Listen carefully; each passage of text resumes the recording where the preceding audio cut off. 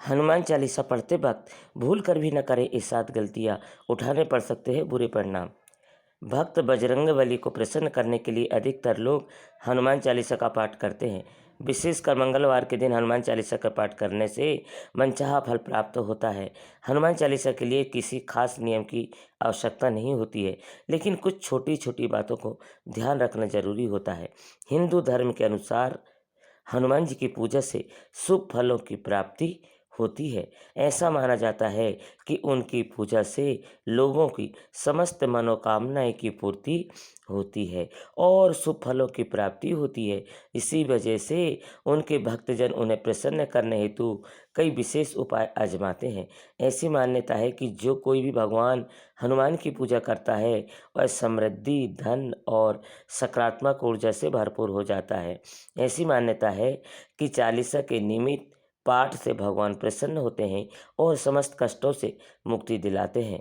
हनुमान चालीसा में लगभग 40 चौपाइयाँ शामिल है।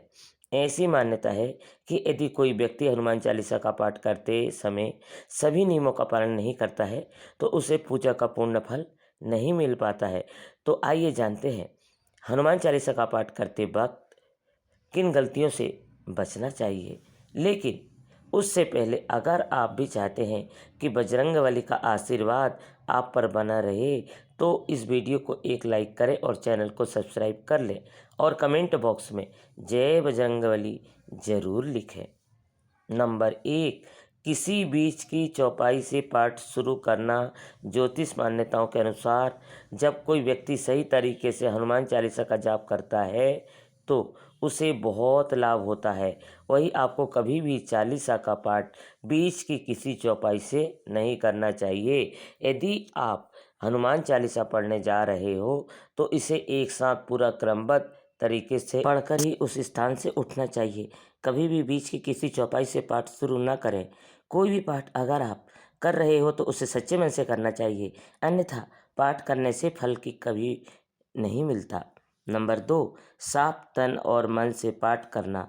ऐसा माना जाता है कि यदि आप घर में हनुमान चालीसा का पाठ करते हो तो हमेशा शुद्ध तन और मन से मंदिर में दीपक प्रज्वलित करके हनुमान जी का ध्यान करते हुए पाठ करें। नंबर 3, तामसिक भोजन और मदिरा का सेवन। यदि आप हनुमान चालीसा का पाठ करते हो तो सुनिश्चित करें कि आपको भूलकर भी तामसिक भोजन या मदिरा का सेवन नहीं करना चाहिए। ऐसा करने से आप हनुमान जी के क्रोध का पात्र बन सकते हैं। हनुमान जी बाल ब्रह्मचारी है और हमेशा मांसाहारी चीज़ों और शराब के सेवन से दूर ही रहना चाहिए, तभी आपको पूजा का फल प्राप्त होगा। नंबर 4, किसी से व्यर्थ का झगड़ा करना। यदि आप हनुमान चालीसा का पाठ करते हैं तो ध्यान रखें कि आपको भूलकर भी किसी निर्बल को सताना नहीं चाहिए और किसी से व्यर्थ में झगड़ा नहीं करना चाहिए। यदि आप भी हनुमान चालीसा का पाठ करते हो तो ध्यान रखें कि आपको किसी का भी अपमान नहीं करना चाहिए और किसी के लिए भी अपशब्दों का प्रयोग नहीं करना चाहिए। आप अगर हनुमान चालीसा का पाठ करते हैं तो आपको गरीबों को भी नहीं सताना चाहिए, बल्कि गरीबों की सहायता करनी चाहिए। नंबर 5, जीवन साथी को छोड़कर किसी अन्य रिश्ते में बंधना। यदि आप विवाहित हैं और हनुमान चालीसा का पाठ करते हैं तो आपको जीवन साथी के अलावा किसी और से रिश्ते जोड़ने की बात नहीं सोचनी चाहिए। ऐसा करने वालों को कभी भी हनुमान चालीसा का शुभ फल नहीं मिलते हैं। किसी विवाहित पुरुष को किसी अन्य पराई स्त्री से संबंध नहीं रखना चाहिए। अगर स्त्री भी हनुमान चालीसा का नियमित रूप से पाठ करती है तो उसे स्त्री को भी अपने पति के अलावा किसी अन्य पुरुष से संबंध नहीं रखना चाहिए। अगर किसी व्यक्ति की शादी नहीं हुई है तो पराई स्त्री से दूर ही रहना चाहिए। यदि कोई व्यक्ति हनुमान चालीसा का पाठ करता है तो उसे इस बात का ध्यान जरूर रखना चाहिए। नंबर 6, गरीबों और जानवरों को सताना नहीं चाहिए। यदि आप घर की समृद्धि के लिए हनुमान चालीसा का पाठ करती हैं तो भूल कर भी किसी जानवर और गरीब को न सताएं। ऐसा करने से पूजा का फल नहीं मिलता है और घर में दुख बने रहते हैं। घर में नकारात्मक ऊर्जा का वास हो जाता है और घर से सुख समृद्धि हमेशा के लिए चली जाती है। नंबर 7, कोई अपराध न करें और झूठ न बोलें। यदि आप हनुमान चालीसा का पाठ करते हो तो आपके किसी भी प्रकार का अपराध नहीं करना चाहिए। आपको किसी के साथ छल कपट करने से भी बचना चाहिए और झूठ नहीं बोलना चाहिए। अगर आपके मन में किसी के प्रति छल कपट और दोष है तो इससे आपको पूजा का फल कभी नहीं मिलेगा। नंबर 8, हनुमान चालीसा पढ़ने में जल्दबाजी ना करें।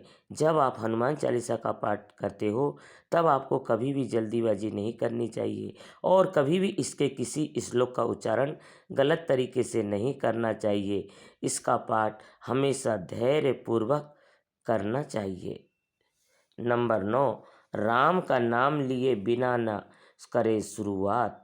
सभी इस बात से परिचित है कि हनुमान राम जी के परम भक्त हैं, इसलिए भगवान राम का नाम लिए बिना के हनुमान चालीसा की शुरुआत न करें, वरना आप इसके फल से वंचित रह जाएंगे।